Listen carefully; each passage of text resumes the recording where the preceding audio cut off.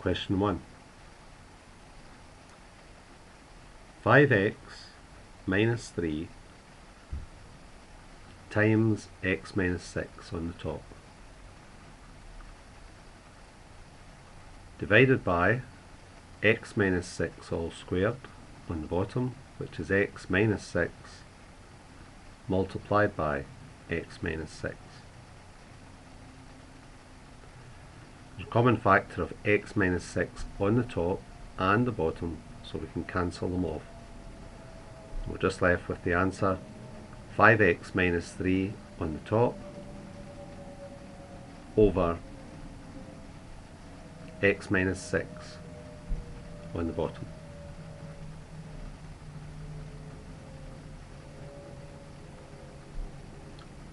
Question 2. To add the two fractions 5 over x plus 2 over x. Now, since they've got the same denominator of x, we can then just add the two top numbers, 5 plus 2, and they're both over x.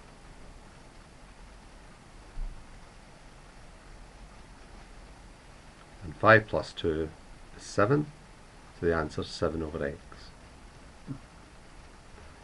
Part B,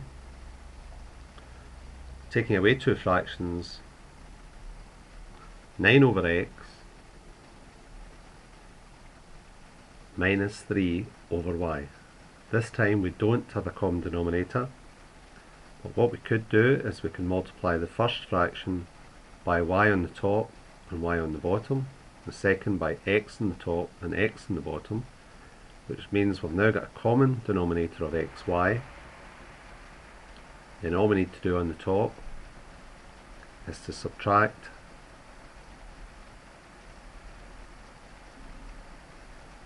(9y) minus 3x. So our answer is 9y minus 3x over xy. Part C is x over 6, and this time it's multiplying. X over 6 multiplied by 3y over z. We look to see if there's anything we can cancel from the top and the bottom. Now 3 goes into 6 twice, 3 goes into 3 once. So on the top we then just multiply x times y, and on the bottom 2z.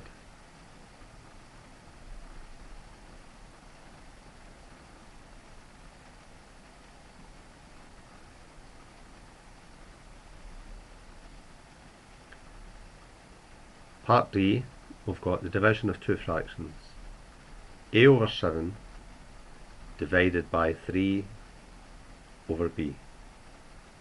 To divide fractions, we change to multiply and turn the second fraction upside down. Then all we do is multiply AB and multiply 7 threes, AB over 21. Question 3. Got a formula, P is equal to AQ plus K. We want to change the subject to Q. First of all, we can turn round so that AQ plus B plus K is equal to P.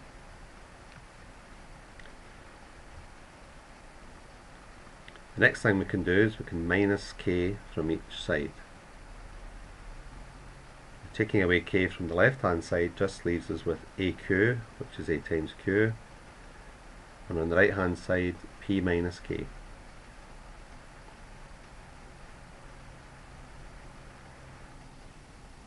AQ means A multiplied by Q equals P minus K. The opposite of multiply is divide, so to undo the A times we divide each side by A. So on the left hand side we then have the subject of Q. Q is equal to P minus K on the top divided by A on the bottom. We've changed our subject to Q. Q equals P minus K all over A. Question 4.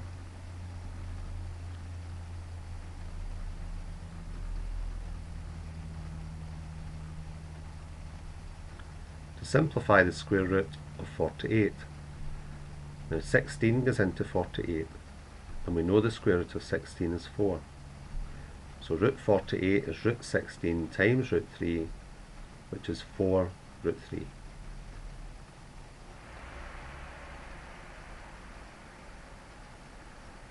Part B is the square root of 81 over 49, and we can divide these and make it square root of 81 over the square root of 49.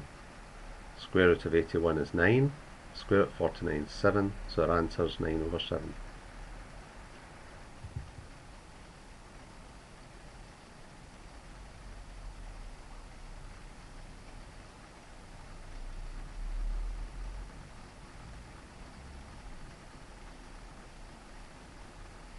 Question 5.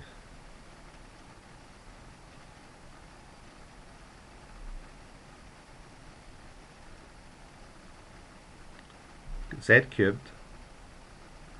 multiplied by z to the 7 on the top, and on the bottom divided by z to the 4. To multiply two powers, we add the indices, so it's z to the 3 plus 7 on the top, divided by z to the 4, which is z to the 10 over z to the 4. To divide two powers, we subtract the indices, so this is z to the 10 minus 4, which is z to the 6.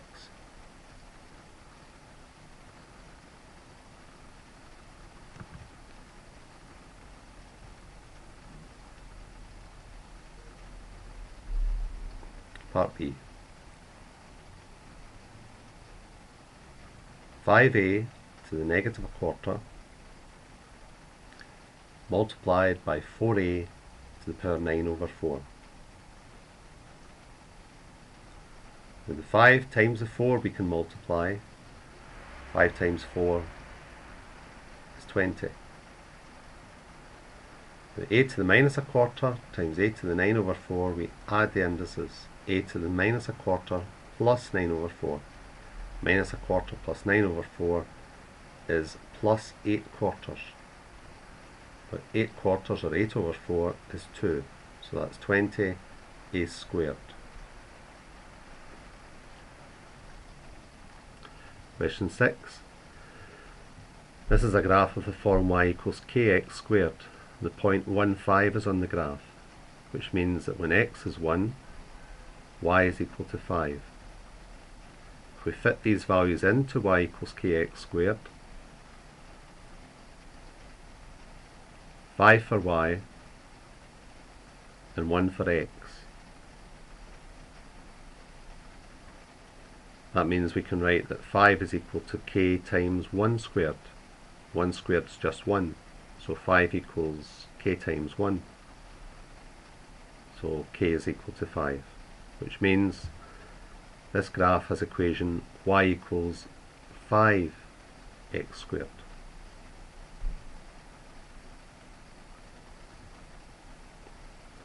Question 7. This graph has been moved from its initial position at the origin 5 places to the right, and that tells us that in the equation there's an x minus 5, the opposite sign, all squared. It's then been moved 3 places up, so there's a plus 3 at the end. So the equation is y is equal to x minus 5 in brackets, all squared, plus 3.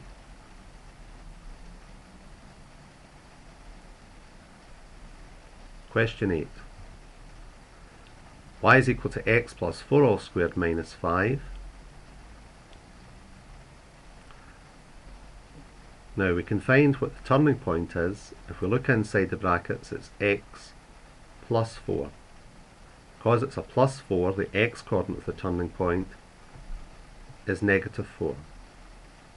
The y coordinate is just given by the negative 5, which is at the end.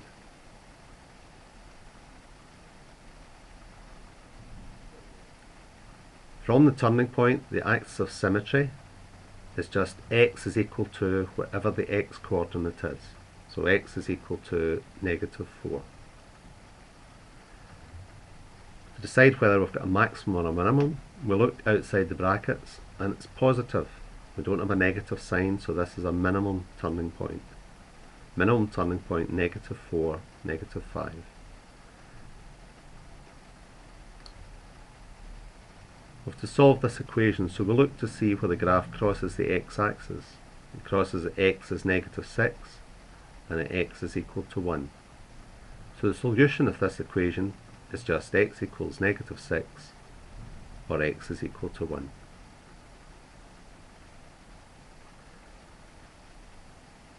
Now we have to solve by factorising. So to get x squared, it must be x times x. We then look at the +8 at the end. Numbers that multiply to give +8 are 8 times 1 or 4 times 2. Which of these is it? We try and fit these values into the cross, and the one that's going to work is if we use 8 and 1. X times 1 is x, x times 8 is 8x. Add these together, we get 9x, and if we look at the equation, this is what we want to have in the middle, plus 9x. So our factors are x plus 8 times x plus 1. Two numbers multiplying to give 0, so either the x plus 8 is equal to 0, or the x plus 1 is equal to 0. X plus 8 equals 0 will give us that x is equal to -8. X plus 1 equals 0 will give us that x is equal to -1.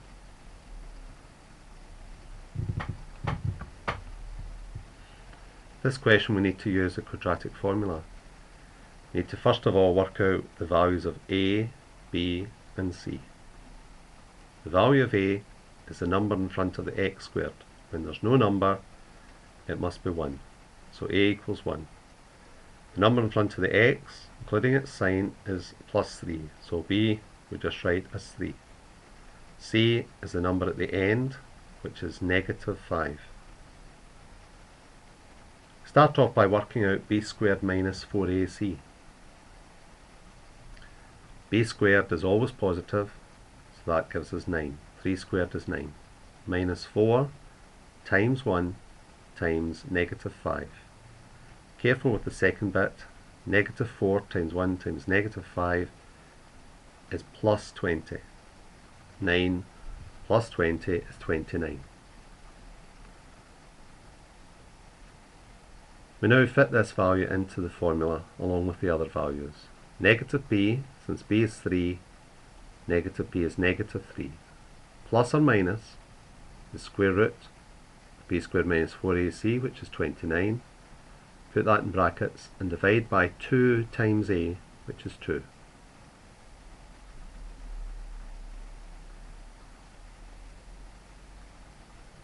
We now split into the plus and the minus. So it's -3 plus the square root of 29, all divided by 2.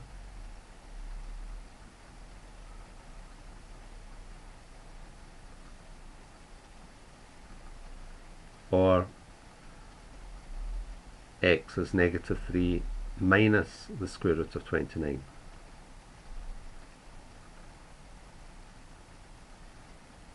All divided by 2.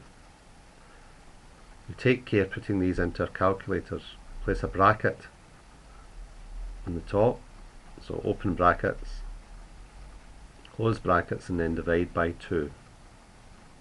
Rounding the answer to 2 decimal places, we get 1.19. Fitting in the other value, we get x is equal to -4.19, both to 2 decimal places. Question 12, we have to sketch the graph of y equals sine 3x. There's no number in front of the sign, so this must be 1. So we mark our maximum and minimum, 1 and -1 on the y-axis. The 3 in front of the x tells us that there's going to be 3 copies of the graph between 0 and 360. 3 periods. 3 periods of 360 divided by 3, 120 degrees. We now mark off 4 points for each period of 120. 1, 2, 3, 4. That's 120. And then 1, 3, that'll take us to 240, 2 120s. And finally, the last 4 will take us up to 360. 1, 2, 3, 4. And this last one will be 360 degrees.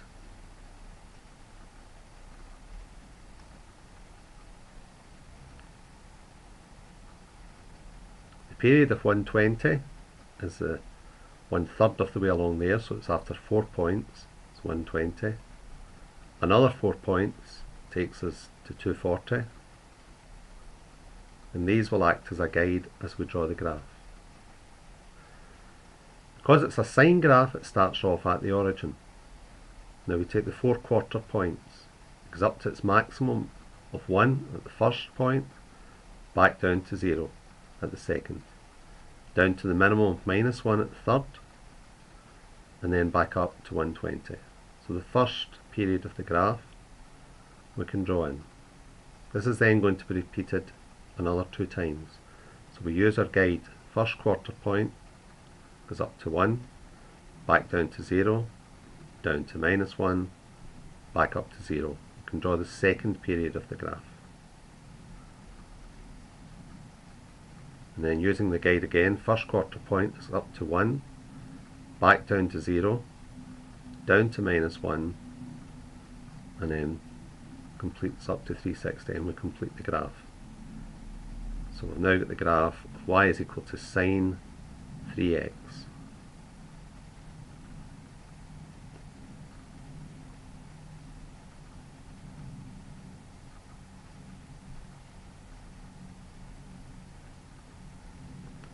Question 13, we have to work out what this graph is.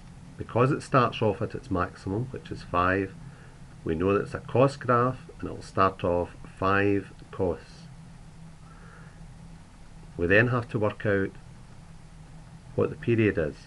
How many repeats of the graph are there in 360? Well, there's 1 repeat. There's 2 repeats of the graph. And we've got 1 further repeat. The graph is repeated 1, 2, 3 times in the space of 360, so that means there's a 3 in front of the x. So the graph is y equals 5 cos 3x. Solving this equation, first of all, if we take 1 away from each side, that gives us that 3 cos x is equal to -1.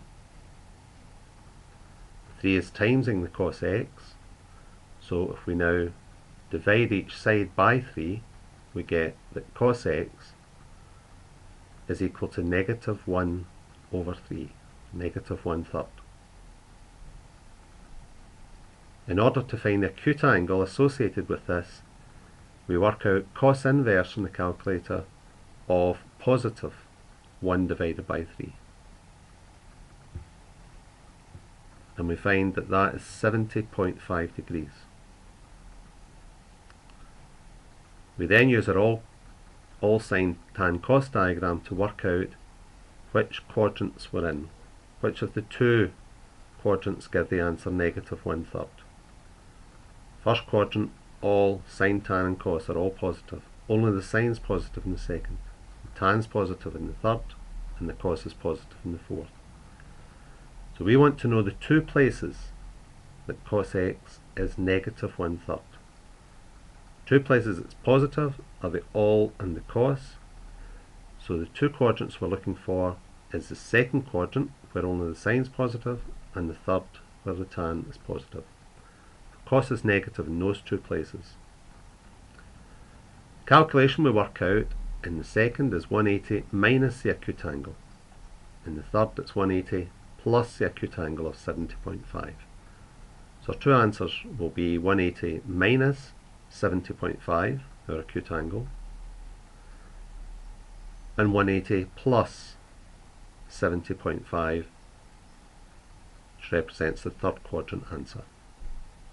So our two answers are x is equal to 109.5